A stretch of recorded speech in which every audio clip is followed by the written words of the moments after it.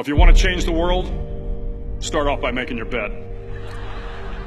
If you make your bed every morning, you will have accomplished the first task of the day. It will give you a small sense of pride, and it will encourage you to do another task, and another, and another. And by the end of the day, that one task completed will have turned into many tasks completed. Making your bed will also reinforce the fact that the little things in life matter. If you can't do the little things right, you'll never be able to do the big things right. And if by chance you have a miserable day, you will come home to a bed that is made, that you made. And a made bed gives you encouragement that tomorrow will be better. To pass SEAL training, there are a series of long swims that must be completed.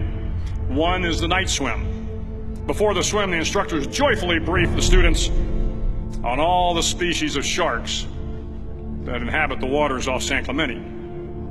They assure you, however, that no student has ever been eaten by a shark, at least not that they can remember.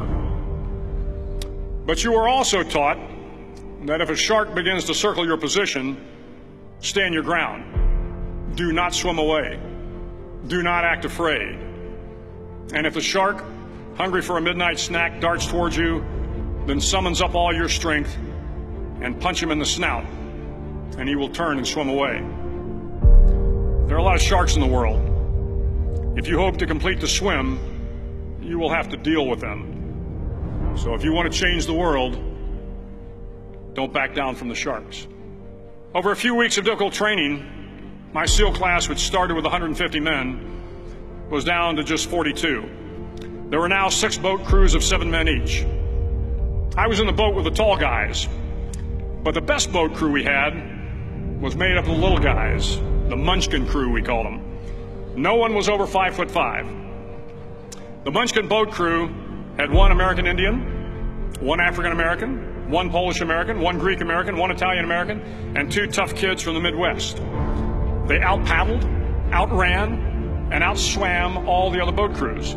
The big men in the other boat crews would always make good-natured fun of the tiny little flippers the Munchkins put on their tiny little feet prior to every swim.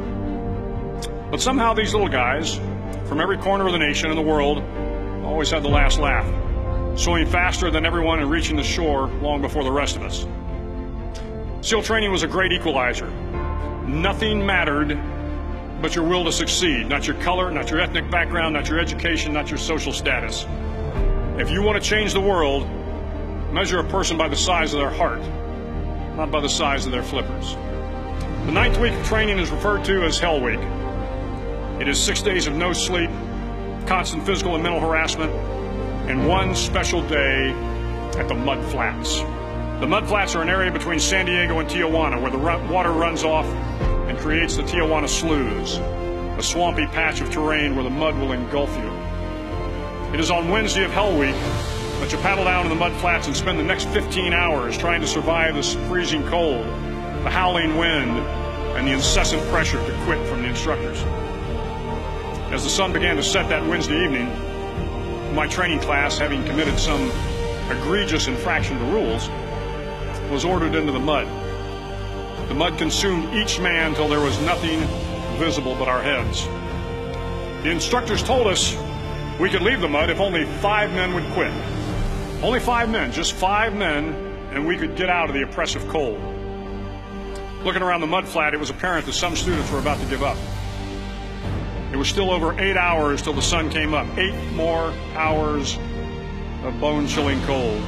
The chattering teeth and the shivering moans of the trainees were so loud, it was hard to hear anything.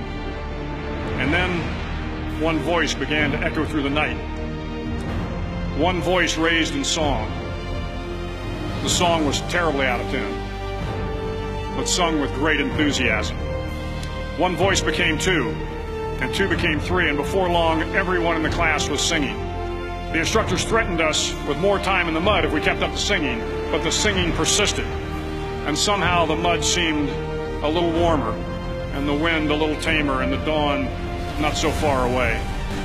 If I have learned anything in my time traveling the world, it is the power of hope, the power of one person, a Washington, a Lincoln, King, Mandela, and even a young girl from Pakistan, Malala. One person can change the world by giving people hope. So if you want to change the world, start each day with a task completed.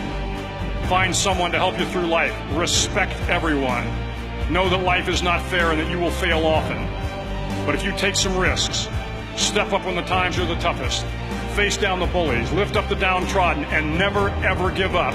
If you do these things, the next generation and the generations that follow will live in a world far better than the one we have today. And what started here will indeed have changed the world for the better.